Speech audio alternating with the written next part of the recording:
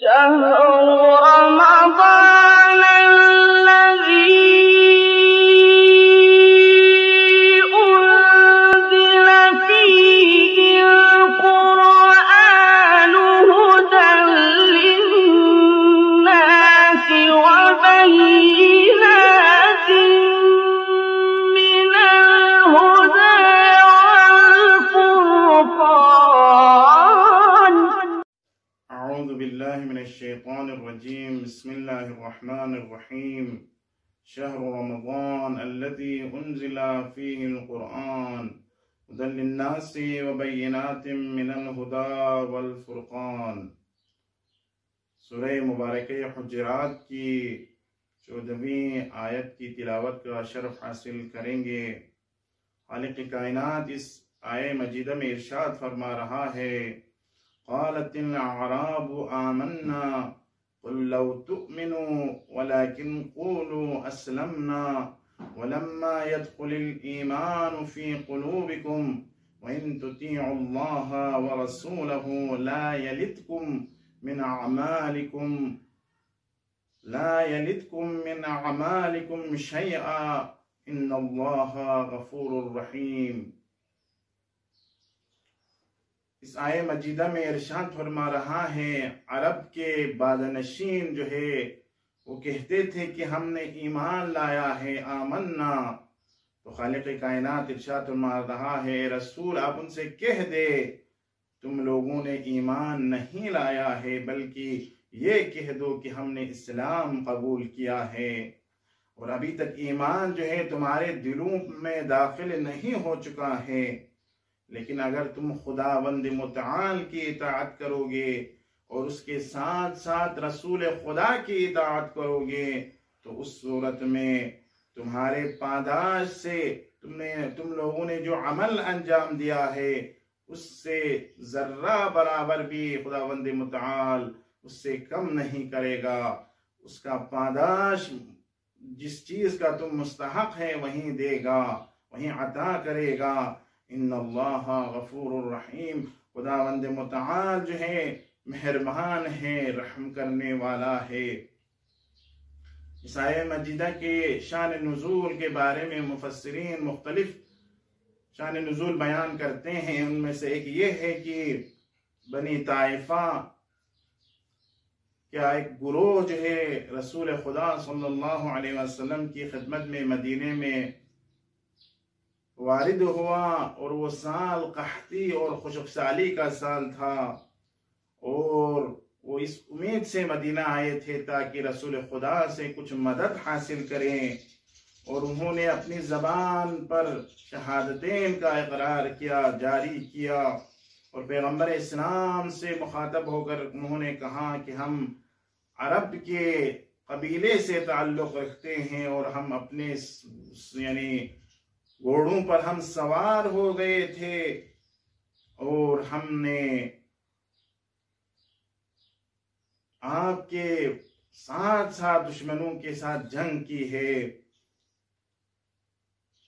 جس وقت عرب کے قبائل جو ہے آپ کے ساتھ جنگ کر رہے تھے تو ہمارا قبیلہ جو ہے بغیر جنگ کیے ہماری عورتیں جو ہے اور ہمارے جو اولاد ہیں وہ سب کے سب آپ کے پاس آئے تھے اور آپ کے ساتھ ہم نے کبھی جنگ نہیں کیا. اور وہ اس طرح سے چاہتے تھے کہ پیغمبر خدا صلی اللہ علیہ وسلم پر منت جتائیں، لیکن اس وقت یہ آیت نازل ہو گئی اور اس آیت میں ان کو کہا کہ اگر بادنشین اگر یہ کہتے ہیں کہ ہم نے ایمان لایا ہے تو اے رسول آپ ان سے کہہ دے کہ تم لوگوں نے ایمان نہیں لایا ہے، ابھی تک ایمان تمہارے دل میں ہی جگہ پیدا نہیں کیا ہے، تمہارے جو قلوب ہیں وہ ایمان سے ابھی خالی ہیں، بس تم یہ کہہ سکتے ہو کہ تم لوگوں نے اسلام قبول کیا ہے. اب اس آیہ مجیدہ سے یہ معلوم ہوتا ہے کہ حتماً اسلام اور ایمان میں کچھ فرق ہے. اب وہ فرق کیا ہے؟ وہ فرق یہ ہے کہ اسلام ایک ظاہری شکل اور قانونی شکل کا نام ہے کہ کہ اگر کوئی بھی فرد لا الہ الا اللہ اور محمد الرسول اللہ کا اقرار کرے اور اس کا اپنی زبان پر جاری کرے تو وہ مسلمانوں کے صف میں داخل ہو جاتا ہے، وہ مسلمان کہلاتا ہے اور احکام اسلامی اس پر جاری ہوتا ہے۔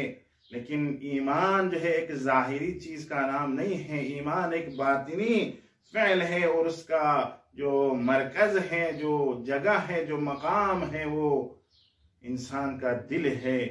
انسان کا دل ہے کہ وہاں پر ایمان کا مرکز ہے، اور صرف زبان پر لقلقۂ زبانی سے لا الہ الا اللہ کہنے سے ایمان حاصل نہیں ہوتا، اور ایمان ہمیشہ اس کا جو انگیزہ ہے وہ علم اور آگاہی کی وجہ سے انسان کو ایمان حاصل ہو جاتا ہے۔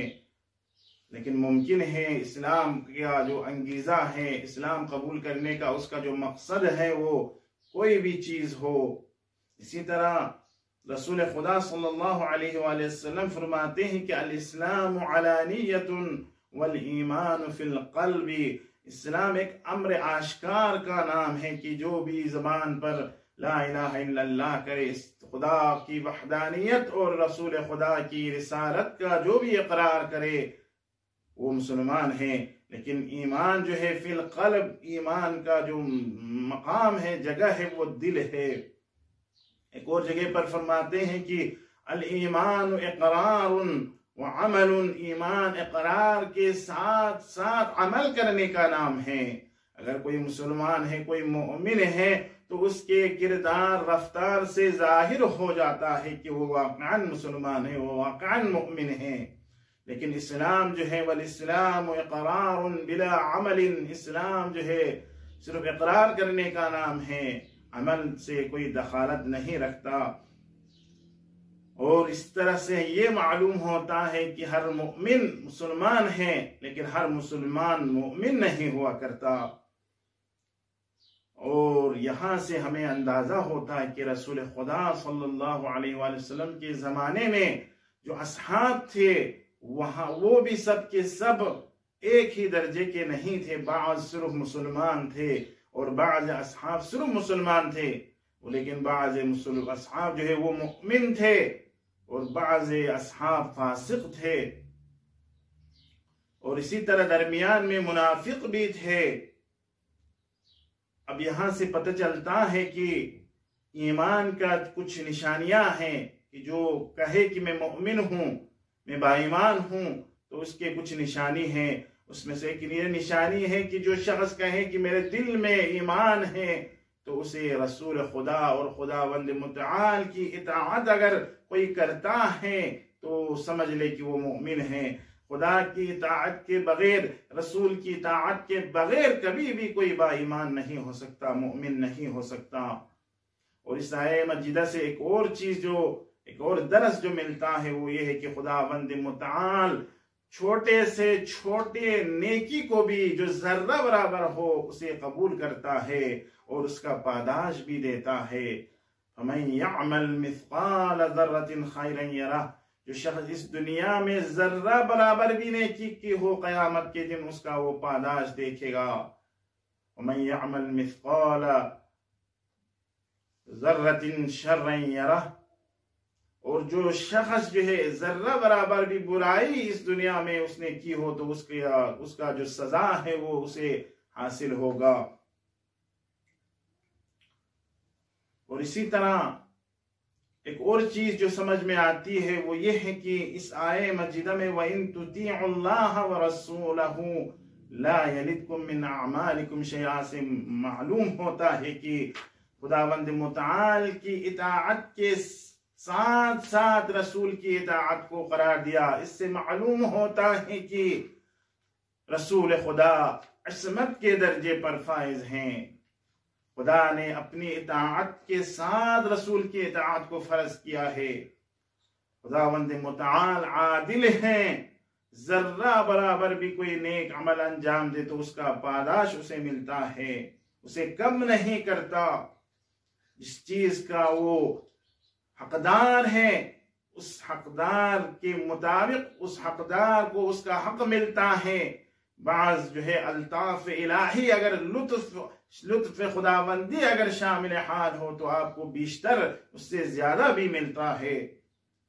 اور ایک اور چیز جو سمجھ میں آتا ہے وہ یہ ہے کہ خداوند متعال کی اطاعت، رسول خدا کی اطاعت جو ہے یہ رحمت الہی شامل حال ہونے کا باعث بنتا ہے۔ بس بنابراین اس آیہ مجیدہ سے معلوم ہوتا ہے کہ ایمان جو ہے، ایمان کا مقام بالاتر ہے اسلام سے، اور تقوی الہی کا مقام بالاتر ہے ایمان سے، اور یقین کا مقام بالاتر ہے تقوی سے۔ اور جو چیز لوگوں میں، ہم انسانوں میں کم نظر آتا ہے وہ یقین کا مرتبہ ہے، کہ ہم وہ یقین جو حاصل ہونی چاہیے وہ ہم نہیں رکھتے، اس یقین کے درجے پر ہم فائز نہیں ہیں۔ ہمارا ایمان ہے کہ ہم نے مرنا ہے، ہمارا ایمان ہے کہ ہم نے قیامت ہے، ہر چیز کا حساب ہوگا، لیکن اس یقین کے درجے پر اگر ہم فائز ہوں تو پھر ہم کبھی بھی ہم سے گناہ سرزد نہیں ہوتے۔ لیکن ہم اعتقاد تو رکھتے ہیں لیکن ہم یقین کے اس درجے پر نہیں، ہمارا مقام اور مرتبہ ابھی اس یقین کے اس درجے تک نہیں ہے، ابھی تک ہم اس یقین کے اس درجے تک نہیں پہنچے ہیں جس کی وجہ سے ہم سے گناہ سرزد ہوتے ہیں۔ بس بنابراین ماہ مبارک رمضان میں انسان کو کوشش کرنی چاہیے کہ وہ خداوند متعال کے دستورات کے سامنے سر تسلیم خم ہو کر خدا کی اطاعت کرے، اور اس کے بعد رسول خدا کی اطاعت کرے۔ اور تقوی کا نام ہی یہی ہے، تقوی یعنی واجبات کو بجا لانا اور ساتھ ساتھ محرمات سے اجتناب کرنا۔ کبھی کبھار یہ تصور کرتے ہیں کہ چونکہ میں واجبات کو بجا لاتا ہوں بس میں متقی ہوں، نہ، متقی اور پرہیزگار انسان ہم واجبات کو بجا لاتا ہے، ہم محرمات سے، ہم جو حرام چیزیں ہیں اس سے اجتناب کرتا ہے۔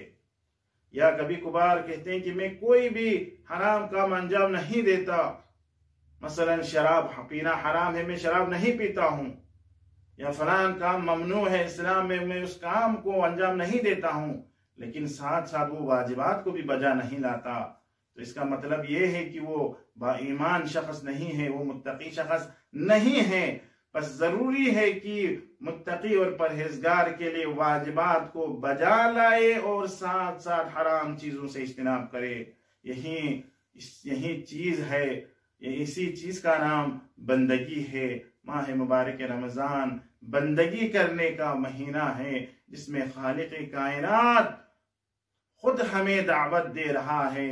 اب یہ ہر انسان کے خوش قسمتی ہے کہ وہ جتنا ہو سکے اس دسترخوان سے مستفید ہو، جتنا ہو سکے ماہ مبارک رمضان میں خدا کی اطاعت کر کے، رسول خدا کی اطاعت کر کے وہ اپنے مقام اور مرتبے کو خدا کے نزدیک بالا سے بالا، آگے سے آگے، اور خداوند متعال کے نزدیک اپنے مقام اور مرتبے کو لے جائیں۔ خداوند متعال کے نزدیک جو زیادہ پسندیدہ خدا کے ہاں ہے وہ وہی متقی اور پرہیزگار انسان ہے۔ دعا کرتے ہیں پاک پروردگارا ماہ مبارک رمضان میں ہمیں قرآن سمجھنے اور قرآن مجید کے جو فرامین ہیں ان پر عمل کرنے اور دوسروں کو سمجھانے کی توفیق عطا فرما۔ السلام علیکم ورحمۃ اللہ وبرکاتہ۔